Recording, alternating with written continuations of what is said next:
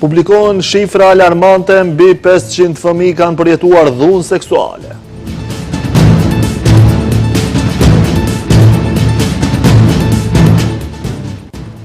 LSDM dhe Levica do të dorëzojnë iniciativë për komision anketues në kuvend për tragjedinë në Koçan.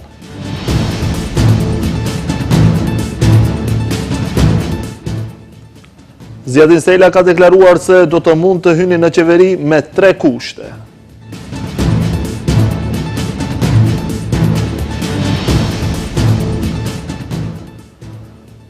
Çështja e pagës minimale për plas pushtetin dhe opozitën, ministri Durmishi thotë se Maqedonia e Veriut qëndron më së miri në rajon.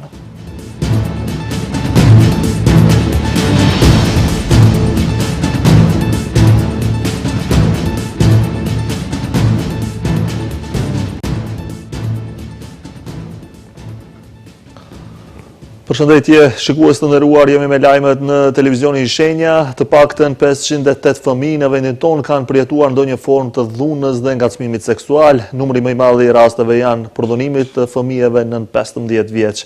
Këto të dhëna alarmante u shpalosën në nisjen e fushatës kombëtare të quajtur 1 nga 5 stop dhunës seksuale ndaj fëmijëve. Qëllimi i fushatës është ngritja e vetdijes. 508 fëmijë në vendin tonë kanë përjetuar ndonjë formë të dhunës dhe ngacmimit seksual. Këto shifra janë raste të raportuara në Ministrinë e Punëve të Brendshme, ndërsa në Europë çdo i 5 fëmijë është viktimë e dhunës seksuale. Në të shumtën e rasteve dhunuesi është person i njohur i fëmijës ose person të cilit fëmia i beson. Këto të dhëna u shpalosën në nisjen e fushatës kombëtare të quajtur 1 nga 5 stop dhunës seksuale ndaj fëmijëve.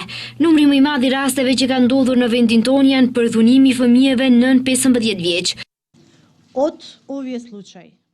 Nga këtë raste 186 janë raste të përdhunimit të fëmijëve nën 15 vjeç, që është vërtet shqetësuese. Këto të dhëna e vërtetojnë nevojën për aksion sistematik dhe për masa preventive. Sipas vendëses së avokatit të popullit, kjo është alarm për të gjithë ne se mbrojtja e fëmijëve nuk është vetëm obligim, por është çështje e dinjitetit njerëzor, ndërgjegjës dhe përgjegjësisë. Fëmijët viktima të dhunës shpesh përballen me traumë të dyfisht, nga vetdhuna dhe nga reagimi i pandjeshëm institucional, prandaj kërkojnë protokolle më të mira, procedura miqësore për fëmijët dhe koordinim me të gjitha institucionet kompetente. Është e vërtet e pakëndshme, sipas Marcia Pallota, përfaqësuese e delegacionit të BE-s në RMV, se kjo gjë po ndodh më shpesh se sa ne duam ta pranojmë. E para, parandalimi funksionon, kur fëmijët e dinë të drejtat e tyre, të rriturit e dinë se si të reagojnë, keqpërdorimi fshihet më rënd dhe ndalohet më lehtë. Dhe e dyta, askush prej nesh nuk mund ta bëj këtë vetëm, prandaj nevojiten profesionistë të trajnuar dhe shoqëri e përkushtuar, e cila do të jetë në anën e fëmijëve në çdo moment. Qëllimi i fushatës sipas Barbara Legal, udhëheqëse e komponentit të drejtave themelore të njeriut, është ngritja e vetdijes që fëmijët i dinë të drejtat e tyre. Qëllimi kryesor është që të krijohet një ambient ku të drejtat e fëmijëve do të jenë të mbrojtura plotësisht dhe do të promovohen dhe që do të jetë i favorshëm për avancimin e potencialit të gjithë fëmijëve.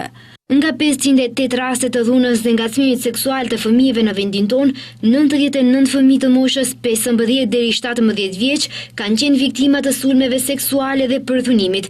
44 fëmijë janë detyruar të shikojnë akte seksuale, 30 fëmijë janë ngacmuar seksualisht, 18 kanë parë materiale pornografike të paraqitura nga një i rritur, 24 raste lidhen me prodhimin dhe shpërndarjen e pornografisë me fëmijë. Që ironia të jetë më e madhe dhe që të vërtetohet gjendja alarmante në ditën botërore të parandalimit të shfrytëzimit seksual, një 23 vjeçar ka përdhunuar për 3 muaj rresht një vajzë 5 vjeçare. Në ditën e shënimit të 18 nëntorit, ditës botërore të parandalimit të shfrytëzimit seksual, keqpërdorimit dhe dhunës ndaj fëmijëve, raportohet përdhunimi 5 vjeçares nga një 23 vjeçar.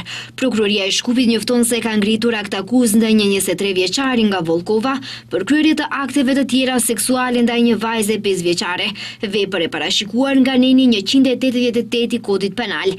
Edhe pse nga prokuroria nuk kanë dhënë shumë detaje nga kjo vepër e rëndë, se çfarë lidhje ishte i dyshuari me të miturën pasi përdhunimi kishte ndodhur në shtëpinë e tij, bëhet e ditur se manjaku 23 vjeçar, 5 vjeçarin e kishte përdhunuar për 3 muaj. Midis majit dhe korrikut të këtij viti, i pandehuri detyroi një vajzë 5 vjeçare të kryente akte seksuale me të në shtëpinë e tij dhe e kërcënoi atë që të mos i tregonte të atit për këtë. Së bashku me aktakuzën, prokurori publik kompetenti ka paraqitur gjykatës edhe një propozim për zgjatjen e masës së paraburgimit të përcaktuar më parë për të pandehurin. Sipas të dhënave zyrtare të Ministrisë së Punëve të Brendshme, numri më i lartë i përdhunimit të fëmijëve është i grup moshës 9-15 vjeç. LSDM ka paralajmëruar se do të dorëzoj propozim në kuvent për një debat mbikëqyrës dhe formimin e një komisioni të posaçëm hetimor për një hetim të plot dhe të pavarur të tragjedisë në Puls. Iniciativa mbështetet edhe nga Levica, ndërkohë VMRO DPMN thotë se do t'i pranojnë kërkesat e LSDM-s dhe Levicës, por do të kërkojnë që debati të zgjerohet për të përfshirë të gjitha tragjeditë që kanë ndodhur. Kërkesa për komision hetimor në kuvent erdhi nga familjarët e viktimave të Koçanit. Opozita maqedonase mbështet kërkesat e familjarëve të viktimave të tragjedisë në Koçan, të cilët gjatë protestës së mbajtur të shtunën e kaluar në Shkup kërkuan hetim të pavarur të rastit. LSDM paralajmëroi se do të dorëzojnë propozim në kuvent për një debat mbikëqyrës dhe formimin e një komisioni të posaçëm hetimor për një hetim të plotë dhe të pavarur të tragjedisë në Puls. Ato u kanë bërë thirrje të gjitha partive politike të mbështesin këto iniciativa. Vlerësuam se këto janë hapa të nevojshëm për të kontrolluar veprimet e të gjitha institucioneve, për të përcaktuar përgjegjësinë politike si dhe për të përgatitur masa dhe zgjidhje të mëtejshme në mënyrë që tragjeditë të tilla të mos ndodhin më kurrë në Maqedoni. Deputeti i Partisë Levica Amar Mecinović tha sot se janë të gatshëm të mbështesin këto iniciativa, ndërkaq informoi se në fillim të dhjetorit do thirret seancë e komisionit të përhershëm hetimor për mbrojtje të lirive dhe të drejtave të qytetarëve, pas ankesës së paraqitur nga prindërit e viktimave. Kemi shpresa se do të ndodhë debati mbikëqyrës apo komisioni posaçëm hetimor. Besojmë se kushtet janë të pjekura, nuk ka arsyetim dhe për këtë shpresoj sinqerisht se do të ketë sukses kjo nevojë shoqërore. Të vërtetojmë se ku kanë dështuar institucionet që të mundemi në të ardhmen të parandalojmë ekzistencën e bombave të kurdisura në shoqërinë tonë ku mund të posojnë bashkë qytetarët tanë. Ndërkaq deputeti i VMRO DPMN-s Bojan Stojanovski deklaroi se do t'i pranojnë kërkesat e LSDM-s dhe Levicës, por se do të kërkojnë që debati të zgjerohet për të përfshirë të gjitha tragjeditë për të cilat, siç theksoi ai, nuk ka pasur përgjegjësi morale, politike apo penale. Në kuvent duhet të parashtrohen pyetje edhe për spitalin modular. Duhet të parashtrohen pyetje edhe për atë se si transportues të caktuar që nuk kanë pasur licenca, pavarësisht se kanë kaluar 60 herë kufirin shtetëror, quan në djegjen e njerëzve të gjallë, për turmotursin edhe për të gjitha ato tragjedi që ka përjetuar ky popull. Zjarri në diskotekën Puls në Koçan shpërtheu më 16 mars të këtij viti, si pasojë të cilit vdiqën 63 persona dhe mbi 200 të tjerë u lënduan. Gjykimi për tragjedinë fillon nesër. Aktakuza përfshin 35 individ dhe 3 persona juridik, përfshir ish ministra, kryetar komunash, drejtor dhe inspektor. Kryetari i Aleancës për Shqiptarët Zjadin Sela ka lënë të hapur mundësinë e hyrjes në qeveri. Në debat në Shenja ai tha se do të bëhej pjesë e qeverisë vetëm pasi të plotësoheshin 3 kushte. Duke komentuar situatën aktuale politike, Sela vlerëson se është alarmante pasi sipas tij Mickoski ka aktivizuar strategjinë e Gruevskit që, siç tha, i josh krerët shqiptar me pushtet. Me përfundimin e zgjedhjeve lokale, fokusi është kthyer përsëri tek pushteti qendror. Numrat janë ato që janë, e rezultatet janë të qarta, ndërsa pritet të shihet në vijim se si partitë politike do të lëvizin, mazhoranca do të shtohet, do të mbetet ashtu siç është, apo do të largohet ndonjëra parti. Për këtë temë është diskutuar gjëre gjatë të hënën në emisionin Debat në Shenja, ku i ftuar ka qenë lideri i Aleancës për Shqiptarët e Zjadin Sela, i cili ka lënë të hapur mundësinë për të qenë pjesë e qeverisë, Për të ndodhur kjo, Sela ka 3 kushte kryesore, të cilat janë miratimi i ndryshimeve kushtetuese, përkatësisht zhbllokimi i procesit të integrimit në BE, zëvendësimi i termit të 20% me gjuha shqipe në kushtetut, si dhe vendosja badenterit në gjykatën kushtetuese. Dhe temat reale për cilat unë jam i interesuar për të biseduar janë ndryshimet kushtetuese, gjuha shqipe në kushtetut, duke heqë definicionin mbi 20%, dhe një çështje tjetër shumë e rëndësishme të krijuar këtë vitin e fundit me sjelljet e gjykatës kushtetuese, që po në kushtetut duhet të ekzistojë që vendimet që sillen me parim badenteri në parlament, po qoftë edhe në këshilla komunale, vendimi në gjykatë kushtetuese të bëhet po njësoj me parim badenteri. Këto do të ishin 3 tema, nëse do të realizoheshin fillimisht, atëherë mund të negociohet me Aleancën për Shqiptarët. Megjithatë, duke komentuar situatën aktuale politike, Sela vlerëson se është alarmante, pasi sipas tij, Miskovski ka aktivizuar strategjinë e Gruevskit, që siç tha, i josh krerët shqiptar me pushtet. DPMN-ja ka riaktivizuar të njëjtën gjë që e përdorte edhe Nikola Gruevski. Pushtetin, duke josh shqiptarët me pushtet dhe duke i thënë keni kujdes, sepse do e humni pushtetin, apo. Dhe këtu shifet pastaj vizioni dhe qëndrueshmëria dhe kauzat politike që përfaqësojnë kryetarët e partive politike shqiptare. Kryetarët të cilët i ndrojnë deklaratat në varësi të qytetit ku deklarohen, a janë në Shkup ose në Tiranë, apo në Prishtinë, ose në varësi të asaj që flasin në gjuhë shqipe, apo për ndonjë televizion maqedonës, bëri që Bërvenica të humbet. Për kë e keni fjalën, zoti Sela, për cilin kryetar? Për shembull Bilal Kasami. Apo të njohur janë deklaratat e tija që fillimisht deshi për krah kandidaturën shqiptare në Bërveniz dhe pastaj u tërhoq. Duke marrë parasysh se Aleanca për Shqiptarët është ndarë në 3 pjesë, Sela përjashton mundësinë e bashkimit me Arben Taravarin, duke thënë se ende nuk e ka kuptuar arsyen e ndarjes dhe se ai tha se Taravari është figurë jo stabile. Ai thekson se ribashkimi me të është misioni pamundur, ndërsa bashkimi i partisë pa Taravarin mbetet i mundur. Ndërkaq, lidhur me dorëheqjen e Krenar Llogës nga ASH, Sela tha se nuk e ka pritur mirë vendimin e tij, duke shmangur të komentojë më shumë dhe duke nënvizuar se arsyet për largimin ai ka bërë tashmë të njohura në rrjetet sociale. Opozita ka akuzuar sot koalicionin në pushtet se kanë haruar premtimin për rrogën minimale prej 500 eurove. Sipas LSDM-s, Maqedonia e Veriut është vendi i fundit në rajon sa i përket rrogës minimale. Ministri Ekonomisë Besar Durmishi ka thënë se opozita bën propozime populiste sa i përket pagës minimale pa bërë për llogaritje në bazë të zhvillimit ekonomik e standardit jetësor.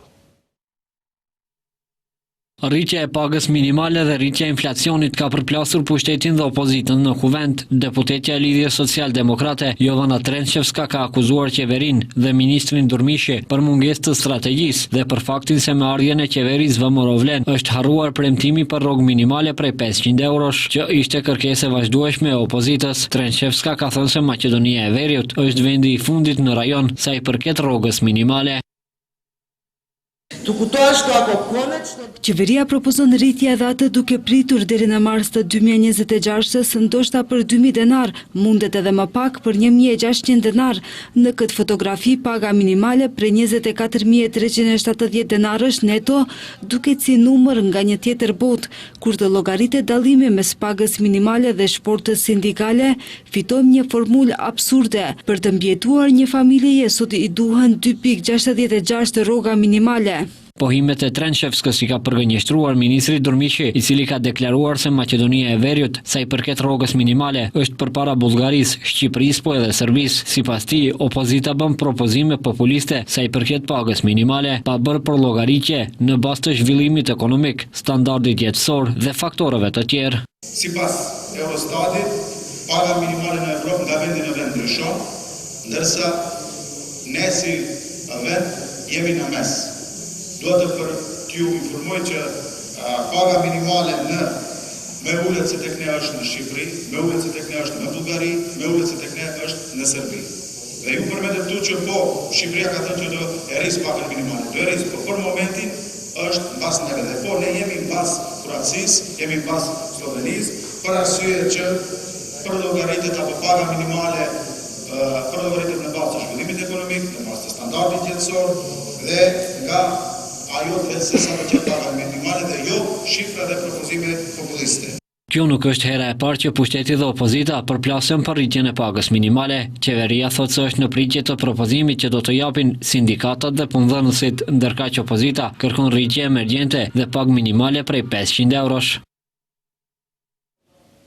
Drejtoria e doganave ka njoftuar se janë ndaluar përkohësisht qindra artikujt pa deklaruar të cilët synonin të shmangnin detyrimet doganore dhe të dëmtonin tregun e rregullt. Janë parandaluar një seri tentativash për futjen e paligjshme të mallrave në vend, nga pajisje elektronike dhe pjesë automjetësh deri te cigaret pa akcizë, veshje të falsifikuara dhe substanca narkotike. Në këtë periudhë të vitit, dogana është treguar syqel, pasi vetëm gjatë 2 javëve të fundit, ekipet mobile dhe ato kufitare kanë zbuluar një sër tentativash për futjen e paligjshme të mallrave në vend, nga pajisje elektronike dhe pjesë automjetësh deri te cigaret pa akcizë, veshje të falsifikuara dhe substanca narkotike. Siç njofton nga Drejtoria e Doganave, janë ndaluar përkohësisht qindra artikuj të padeklaruar, të cilët synonin të shmangnin detyrimet doganore dhe të dëmtonin tregun e rregullt. Në një kontroll të mallrave me origjinë nga Kina, të destinuara për një firmë nga Shkupi dhe të paraqitura për doganim importin e pikën doganore Xhevxheli, nga atje njoftojnë se janë zbuluar 662.4 metra katror pllaka qeramike dhe nuk ishin të përfshira në dokumentet doganore. Në një rast tjetër, në pjesën e ngarkesës së një veture të ndaluar pranë pikës kufitare Bllac, u gjetën 20 pjesë të përdorura për BMW X5. Autobusi me tabela turke u ndal në pikën pagesore Petrovec dhe u dërgua në pikën doganore Shkupi 4 për kontroll të detajuar. U zbulua se brendësia e kompresorit të klimës ishte bosh dhe e përshtatur për kontrabandim të mallrave. Ndërkaq, gjatë kontrollit personal të një pasagerie në një veturë në hyrje të vendit te pika kufitare të Panoz, nga atje njoftojnë se janë gjetur 2 gram kokain të mbështjellën në qesje najloni, ndërsa 1632 lodra me shenja të markave të mbrojtja tregtare janë gjetur gjatë kontrollit të mallrave me origjinë nga Kina. Nga Drejtoria gjithashtu informojnë se inspektorët doganor nga shërbimi i skanereve mobil në pikën kufitare Bogorodic kanë zbuluar 11 stoqe cigaresh pa pulla akcize të fshehura në sedilin e shoferit, në ulsën e pasme dhe në bagazh. Vlera e cigareve është 12.262 denar, kurse detyrimet e shmangura janë 21.830 denar. Enti shtetëror i statistikës njoftoi se çmimet e produkteve blegtorale në tetor të këtij viti janë rritur për 3.7% në krahasim me tetorin e vitit të kaluar, ndërsa çmimet e produkteve bujqësore kanë rënë për 3.2%. Analiza tregojnë se çmimet bujqësore në tetor të vitit 2025 krahasuar me çmimet në tetorin e vitit 2024 tregojnë një rënje të prodhimit dhe një rritje të inputeve. Çmimet në bujqësi në tetor 2025 krahasuar me të njëjtën periudhë të vitit të kaluar u rritën për 1.7% të inputi dhe u ulën për 1.6% të outputi. Në seksionin e inputit, në tetor të vitit 2025 krahasuar me tetorin e vitit 2024 pati një rritje të çmimeve të inputit për 1.5% dhe një rritje të çmimeve të inputit për mjetet e destinuara për investime në bujqësi për 4.9%. Në seksionin e outputit, në tetor të vitit 2025 krahasuar me tetorin e vitit 2024, çmimet e prodhimit bimor e ulën për 3.2%, ndërsa çmimet e prodhimit blegtoral u rritën për 3.7%, thuhet në komunikatën e entit të statistikave. Ishte gjitha për këtë edicion informativ, faleminderit për vëmendjen, bashkë me Rupafshin.